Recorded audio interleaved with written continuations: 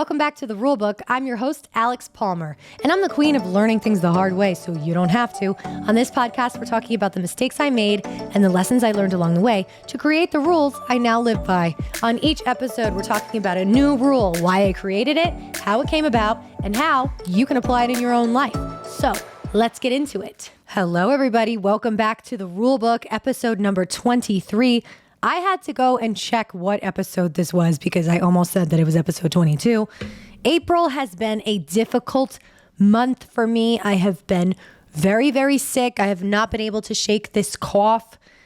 For God's sake, I don't know what it is. I've been to urgent care like 3 times, but just to spare you all the details, I can't sleep at night because I can't stop coughing and choking. So yes, you're going to have to deal with my voice being like this, but hopefully for not that much longer for either of our sakes, but we shall see. So this episode is going to be a little bit different because I just did not feel like scripting it. I kind of just wanted to come on here and share my thoughts. And the topic that I've chosen to talk about is one that occurred last week on Monday. Tucker Carlson and Don Lemon were both let go from their respective networks on the same day, almost around the same time as when their shows air. So it was quite the coinkydink. And despite their politics being on opposite ends of the spectrum, this massive life event is something that has weirdly brought them together in our eyes as much as in their own. So, rule number 23, whatever your politics, you still gotta watch your mouth. There's no immunity for putting your foot in your mouth or behaving badly behind the scenes or on air for that matter. And I think that in the case of these two anchors, Tucker Carlson and Don Lemon, we see that very clearly. In Tucker Carlson's perspective, we know that Fox is obviously going to be a lot more lenient than a network like CNN. But these two men seem to have been fired for oddly similar things. That being misogyny, toxic work environments, saying things that you can just no longer say, especially in a post-Me Too world. And I think, we always hear it all over social media, right? Men complaining, oh God, I don't know what I'm allowed to say these days in the office, and I feel like I have to filter myself. Yet these two got on the air and didn't care at all to filter themselves, or they felt like what they were saying was totally casual, totally cool. And I think that's what's so bizarre and odd and funny. Not funny, haha, funny, weird. In another strange turn of events, both of them have turned around and hired the exact same lawyer, Brian Friedman. I think that's his name. Brian Friedman, who's apparently some pitbull because they obviously want to get their payout. Don Lemon's contract was not supposed to be up until 2026. I was crunching the numbers. He makes around $7 million a year. And Tucker Carlson was breaking in $20 million a year. And both of them are going to get a payday of about $20 million.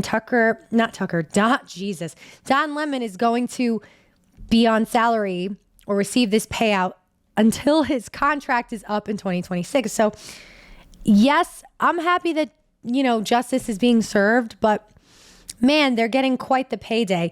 And I highly doubt that half of us normal folks who would mess up at work would be paid $20 million to walk away silently. Over the weekend, both former news anchors were attending a red carpet for Time 100. And when a reporter asked Tucker Carlson what he thought about Don Lemon being fired on the same day as him, he said, well, what was his crime exactly? Which I think is super rich because obviously, you want to compare what the two men did. Tucker Carlson seems like the bigger villain, but just the fact that he doesn't understand what Don Lemon did, it has to make you chuckle because it's despite his firing, despite seeing, a peer, I guess he's his peer, even though he's a Democrat, being fired for what he said on air about women, he still doesn't get it. And that's got to make you laugh because Tucker Carlson is someone who's making millions and millions of dollars. And I don't know, if you're like me, you think to yourself, my God, am I just too smart? Not to like pat myself on the back, but it seems like the silliest, most unaware people make the biggest bucks until they eventually ruin it. So I don't know. I'm going to leave you with that one on your own. Okay, so Tucker Carlson doesn't know what Don Lemon did, but I think the rest of us know what Don Lemon did, or I hope we do. And if you don't, I will share and enlighten you right now. Around February 16th, Don Lemon was talking about Nikki Haley potentially running as a Republican candidate for president in 2024. And Nikki Haley, who is, I believe, 51, he said, well, she's past her prime. Women are in their prime, in their 20s, 30s, and maybe their 40s. And when his two female co-hosts pushed back on that idea, he told them to Google it. He was like, this is not my opinion, or he said something along the lines of that. But you Google it because it's facts, basically. Well, if you're like me or other women, you didn't see that ending well for him. But Don moved on. I guess he didn't think it was a big deal. And previously, I believe last December, he had gotten into a little spat with his co-anchors over the fact that he thinks male soccer players should be compensated more than female soccer players because people don't care about women's sports. He said something along those lines. If I find the direct quote, I will put it on the screen so you can't accuse me of making shit up. But yeah, he seems to have quite the pattern of not only interrupting his female co-hosts, but pushing this sort of misogynistic, sexist agenda on air, no less. I mean, yeah, it's one thing that Tucker Carlson, to be honest, I've not watched his show. I'm pretty sure he said misogynistic things on air too, but he was mostly creating his misogynistic, I think, environment behind the scenes, you know, calling his producer a CNX Tuesday and actually wanting those texts to come out in the Dominion trial. It's a whole hot dookie mess is what I'm saying. But both of them, it really does come down to sexism and misogyny. And yes, Don Lemon is an openly gay black anchor. So you would think, I don't know what you would think. I guess you might think he would be more sympathetic to the plight of his female co-hosts or to women everywhere or, you know, obviously to the injustices that women face. But apparently not. And it is off-putting. I'm like, as a female viewer, it's very off-putting for CNN to spoon feed us someone whose opinions are sexist and negative about women. I'm sorry. So yes, I think if you watch Fox News, you know what you're getting. I mean, look, I don't know because I'm not trying to blame the victim, but yeah, I think it's crazy that both these men fired on the same day. What is their crime exactly? Ooh, it's kind of like looking in the mirror, isn't it? Tucker Carlson is a lot more bombastic. Everything that's gone on at Fox is a lot more nutso than what has clearly happened at CNN. But I've worked in broadcast journalism. That's what my background is in. And although I've only worked very briefly in these newsrooms, I can tell you the personalities there are often difficult. And as I was doing my research for this episode, that they do tend to pick anchors with that, I don't want to call it star quality, but it's like big egos, big personalities, people who are going to be aggressive on TV. So you kind of have to expect that going in. And I've only really interned at big news organizations. And even as an intern, it was not a pleasant experience, to say the least. And it's funny because as I was looking up, what else did Don Lemon do? Because there have been so many people, not protesting, but they've been curious as to why he's being fired or targeted. And they're forgetting these super recent examples of his bad behavior. And bad behavior is rampant in newsrooms. I mean, look at Matt Lauer. Look at Matt Lauer. Look at Murdoch. Look at that movie. What was it? Bombshell. Again, I didn't watch it, but I know what it's about. It's about sexual assault in the workplace, especially in journalism. And if you read any of what Matt Lauer did to one of those producers, your stomach will churn. It's absolutely disgusting. And when I was thinking about this episode, I was like, well, fuck, what is this telling me? I just feel like it's the menning. Whether you're gay or straight, you're still... Both of these anchors are in their 50s and 60s. So they're from... I hate this excuse of I'm from a different time. But clearly they're still living in this time where you can get away with saying these offensive, insulting things about women. But not anymore. When I was interning, I was going to mention, I was interning for someone who had a big name, whatever. And on the second day, unfortunately, he decided he didn't like me. And that was very clear to all of the producers there. And to me, the reason was he went down to get a coffee and one of the other producers was like, oh, where is he? And I was like, oh, he's getting a coffee in the lobby. And she was like, you better run down there because he's got a guest. Some famous person was visiting him. So they were urgently pushing me to go grab him and bring him back to his office to entertain his guest.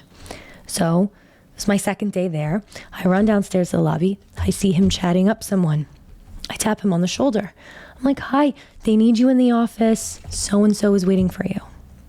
I get like this death glare. It was so weird because obviously I haven't had a lot of interaction with this person who's my boss, but like I'm an intern, you know, like I feel like. So anyway, he turns back around to continue his conversation. Doesn't really acknowledge my presence. I was like, okay, this is weird. So what do I do? So I stood there. I waited for him to wrap it up. I think he may have introduced me. I don't remember because it was so long ago. But anyway, when we had to ride the escalator back up to the elevators to go back up to the office, I was promptly told, don't you ever interrupt me when I'm speaking. Yeah. Okay. I did interrupt him when he was talking to someone very famous in the journalism world. Fair. I did not see that person. It did not register because I was obviously thinking about, go get him. He needs to be in the office. So I was thinking about my other job, my other command that I was given, right? And it was my second day. And you know, when it's your first week at a job and you're like not quite there. Like I feel like you're not 100% present on that first week because you're still like, you're getting your sea legs. You know what I mean? So you're bound to have I know for me, I'm bound to have a few embarrassing things happen on that first week, but usually I can rebound from them. But there was no rebounding from this. He had made up his mind that I was not to be trusted, that I was an interrupter, and that I was stupid, honestly. And for the rest of my time there, I really wasn't given any tasks. At the time, I was getting my master's from NYU, and they ended up hiring another intern who was still in undergrad, who didn't have a journalism background. And he just started to use her more than me. And yeah, it was rough. And ultimately, I ended up not working in television news. One, because I wasn't offered a job there. And also, I wanted to explore acting. I wanted to explore other things. So all of that just left a bad taste in my mouth. And I feel like I do get on this podcast and I talk about a lot of the more negative things that have happened to me. But it's always a learning experience. And that's why I created this podcast, because I wanted to share the things that don't necessarily always go our way. And I'm sorry, but so often they just don't. Things do not work out the way that you think they're going to work out more times than not. And that's not to be negative or anything. That's just reality. And as long as you can find the meaning in them in some capacity, even if it is years later, then it was worth it. And also, you only live once and you're going to fuck up.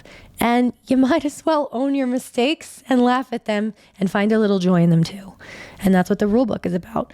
But we don't always have to learn from our own mistakes when we can just look at what these celebrities or anchors or whoever is doing, because they're teaching us a lot if you really think about it. So guys, the whole reason I brought up the interrupting thing was the reason that apparently Don Lemon screamed at his co-host after they were off the air for interrupting him too much during the broadcast. Yeah. So, and I believe that it made her not want to work with him. And that's a co-host. That's someone who's on TV with you. That's someone who's making that money. That's someone who has the respect, who has the name. And he screamed at her for interrupting him. So that says a lot. Now imagine you're an intern. Now imagine you're a deer. Yeah, it was like that. Yeah. And, looking back at that time, did it make me want to step away from news? Probably. I'm pretty sure it scared the shit out of me. But, it is what it is. We know that they've hired the same lawyer. And we know that they're fielding questions about one another because of this weird coincidence that ultimately links them. What do you think their group chat is like? Do you think that they're texting each other? Well, Tucker Carlson probably is asking, well, so what the hell did you do, Don? And Don's probably like, well, I said women who are in their 50s aren't in their prime anymore. And he's probably like, oh, I called my producer a see you next Tuesday. Wow, CNN's got their panties in a bunch. I'm pretty sure the group text probably looks something like that. I don't really think either of them is going to learn their lesson when there's a $20 million payday at the end of the road. But I think the rest of us can learn something from this, which is be fucking careful what you say. Please maintain professionalism and do not behave badly. So guys, thank you very much for checking out episode number 23 of the RuleBook. You guys pray for me. I hope that I feel better soon. Thank you very much. And come back next Monday for another episode. Subscribe to this podcast if you liked it and follow me everywhere at Serious Actress. Bye, guys.